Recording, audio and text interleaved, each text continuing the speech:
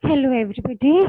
I am again back to talk about a topic of corporate law. The topic of the corporate law, which I've already discussed, was which I was in process of discussing with the name of the topic is company meetings, and I think you all are aware how company meetings you have heard or you have seen in a lot of Bollywood movies that company meetings, a board meeting, is extraordinarily important for the day-to-day business to do the gradual procedure of any corporate enterprise or any company without meetings or without any board meeting or any kind of meeting, the company will not be able to function in a proper manner. For example, if you are running a business and there are three, four partners and you want to come up with a new a novelty in the procedure of a business, you will for sure discuss about that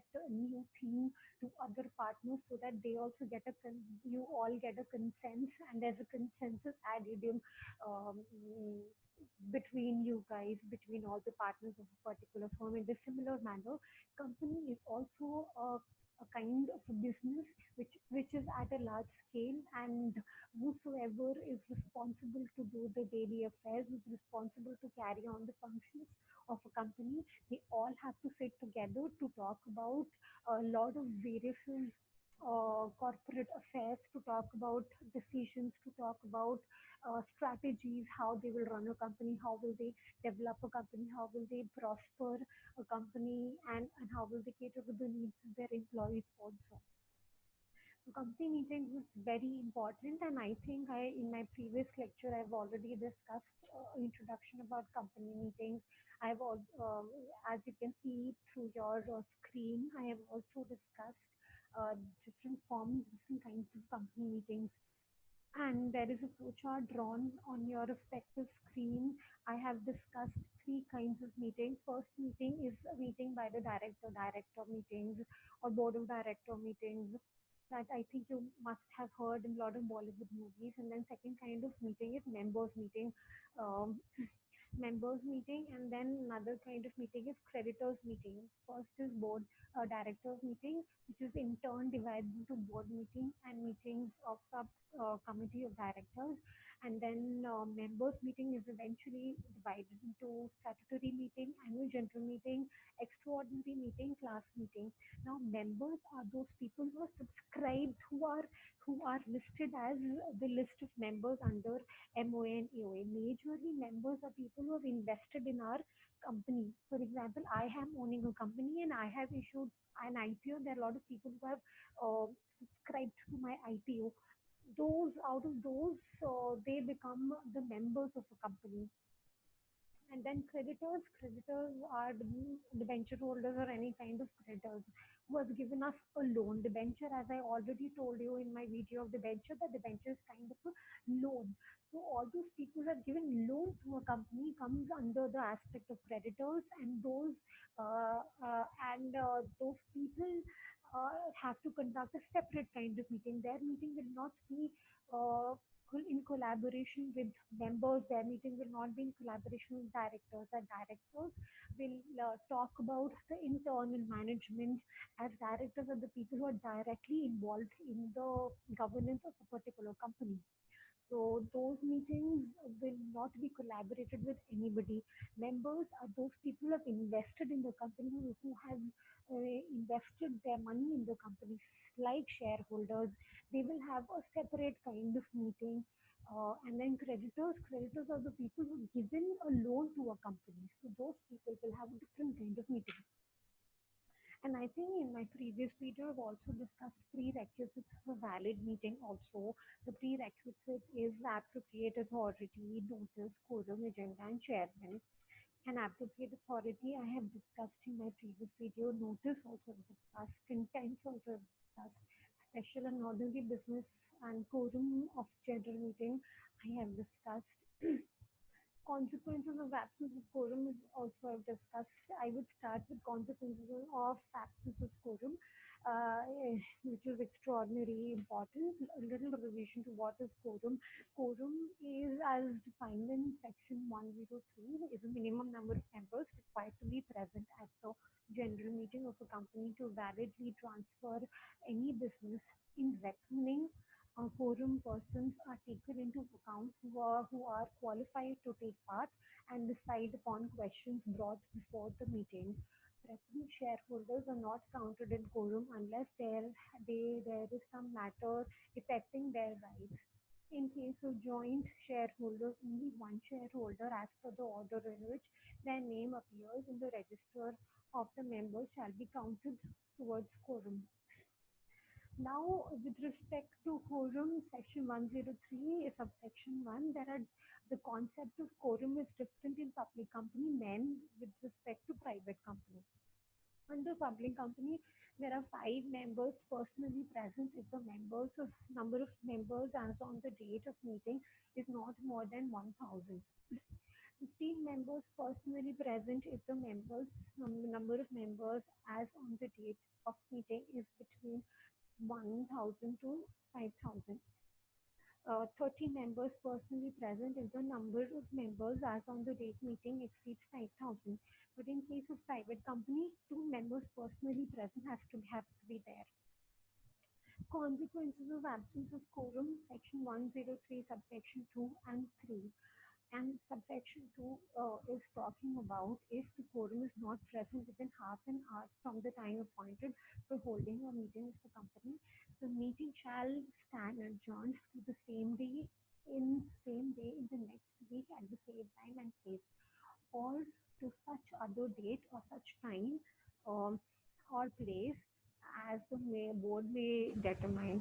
So if so, it's so if the quorum is not present and within half an hour, for example, the 5 o'clock the meeting had to start, and the quorum is not present within 5:30, then in that case the meeting will be adjourned, and the meeting will be conducted in the same day in the next week. For example, Monday we scheduled a meeting and the quorum was not present till 5:30. So next week, Monday, same time and same place, or any other time, place which the board have decided in that time, place, and date, the meeting will be conducted. The meeting is called by requisitionist under section 100 shall stand cancelled. In case of adjournment, notice is required to be given to the members. This section provides that when there is an adjournment or change of date, time, place of the meeting, the company is required to give not less than 3 days of notice to the members, either individually or publishing and advertisement in the newspaper, which is in circulation at the place where the registered of the company is situated. Section 103, subsection 3 lays down if the adjournment meeting also the quorum is present within half an hour from the time appointed for holding the meeting, and the member shall constitute the quorum.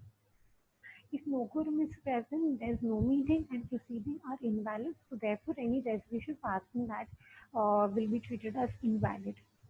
Can a single member constitute quorum for a meeting? Where default is made by a company in holding an AGM, the NCLT may give direction that one member of a company present in person or by proxy shall be deemed to constitute the meeting, which is given under section 97. Where for any reason it is impracticable to hold or conduct EGM, the NCLT may give direction that one member of a company present in person or shall proxy shall be deemed to constitute a meeting, which is given under section 98. Where a person holds all the shares of a class, he may alone constitute a class meeting. Okay. And the fourth requisition is agenda of a meeting. The dictionary meaning of the term agenda is list of things to be dealt with, especially at a meeting. It is a part. It is a part of the notice of the meeting, which indicates the list of business issues to be transacted at the time of the meeting. It is normally called agenda paper. Now, okay, you can see on your screen the agenda paper. Um, and creating an agenda. The first is state the purpose of the meeting. Second is organize items to be discussed in order of their importance, starting with top priority. Describe each meeting to be discussed and explain why it must be addressed. Set time limits prior to discussion. And what are the objectives of an agenda? First objective is to bring into notice of all the members in advance that what matters will be discussed at the time. It enables the members to prepare their strategy in advance regarding the issues that will be discussed at the time at the meeting. It helps to remove the confusion among the minds of the members, if any, regarding the purpose of the meeting to prevent many questions being put to the chairman, which may be usually raised by members having insufficient information, to bring discipline among members while in the meeting. And the fifth pre-requirement of a particular meeting is chairman of the meeting as given in section 104. If the AOA of a company do not contain any provision for the appointment of chairman, such appointments shall be made by the members present at the meeting by show of hands. If a poll is demanded on the election of the person of the chairman, it shall be taken immediately, and the chairman elected above shall continue to be the chairman of the meeting until the other person gets elected by poll. And what an appointment of chairman under articles as given under regulation 45 of table F. It provides that the chairman, if any of the board, shall preside as chairman at every general meeting of the company. And the regulation 46 of table F, if there is no chairman or he is not present within 15 minutes after the appointment time, appointed time of the meeting, or is unwilling to act as the chairman of the meeting, their director shall elect one among themselves to be the chairman of the meeting. Regulation 47 of Table F, if at the meeting no director is willing to act as chairman, or if no director is present within 15 minutes after the appointed time of the meeting, the members shall present should choose one among themselves to be the chairman of the meeting. And if I talk about appointment of chairman uh, by NCLT, where NCLT under section 97-98 directs calling of general meeting of a company, it may give directions regarding its holding, calling, conducting. It may appoint any person as chairman and casting vote of chairman in case of an equality of votes or on a matter requiring ordinary resolution. The chairman of general meeting shall be entitled to a second or casting vote. Can be noted that this provision can be used by the company only if AOA of a company so provides. And proxy, which is very related to chairman, proxies has given under section 105. The word proxy has two different meanings. That is, first meaning is it means the agent appointed by the member of a company to attend and vote on his behalf at the meeting of members. Secondly, it means a document by which such agent is appointed. The relation between the member appointing proxy and the proxy so appointed is that of principal and agent. Who can appoint a proxy? A company having a share capital. Every member of a company who is entitled to attend and vote at the meeting can appoint a proxy. Second point, the company not having share capital. This right is available only if the articles have a specific provision to it. A proxy need not be a member of a company. That's very important. And disclosure required in the notice of general meeting as given under section 105 subsection 2. In every notice calling general meeting, there should appear with reasonable prominence a statement that a member entitled to attend and vote is entitled to appoint a proxy to attend the meeting. The vote instead of himself, and a proxy need not to be a member of the company. Consequence of default: in case of default of this subsection, every officer of a company who is in default shall be punishable with fine which can be extended to 5,000. And what are the limitations of proxy? A proxy has no right to speak at the meeting. He is not entitled to vote except on poll. Not He is not counted in the quorum. He cannot take part in decision discussions of the meeting. He is not capable to inspect the minutes book of the general meeting. And period for deposit of proxy. A proxy should get deposit at the registered office at least 48 hours before the time fixed for a meeting. So it's important for for a person who is giving a proxy has to register his or her name for 48 hours only. A company may, by particle, provide lesser than 48 hours, but not more than 48 hours for depositing the proxy. Sunday is included in computation of 48 hours. And requirement of instrument of proxy. The instrument appointing a proxy should be in writing, be signed by the appointer or his attorney, duly authorized in writing.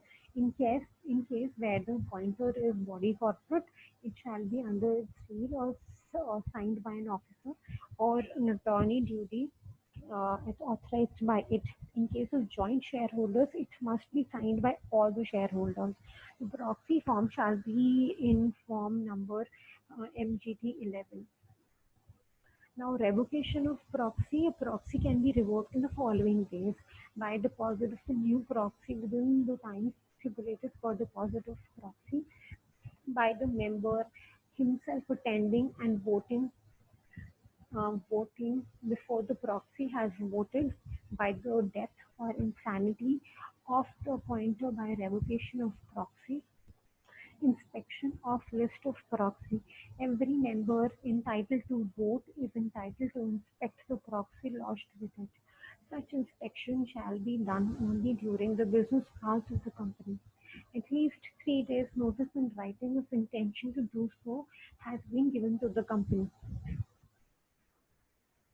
Now, this is all about. I have already discussed agenda, different. What are the agenda objectives of the agenda? I've discussed chairman. I've discussed proxy. I've discussed notice.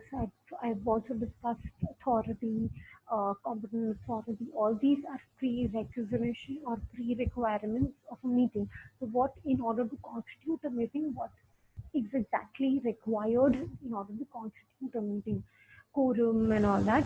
So now in my next videos, I will talk about each meeting.